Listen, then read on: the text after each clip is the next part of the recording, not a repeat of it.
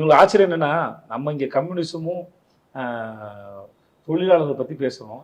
இவங்க போகும்போது லேபரும் மேனேஜர் பெரிய கோயின்சிடென்ஸ். நேற்று தான் போயிட்டு வந்தாங்க.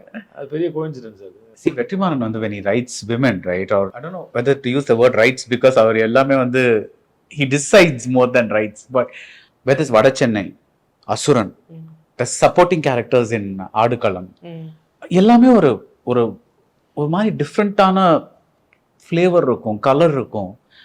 How do you feel? Because you've done so many parts with the heroes or even as a solo heroine, you've done so many parts, right? மலையாளத்தில் பண்ணியிருக்கீங்க, தமிழில் பண்ணியிருக்கீங்க.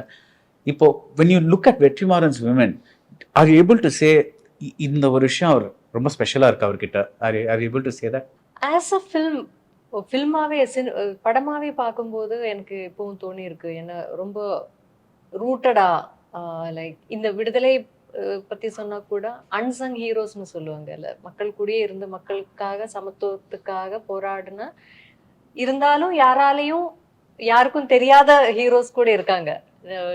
Apart from the known talked about people, there are lot of unsung heroes.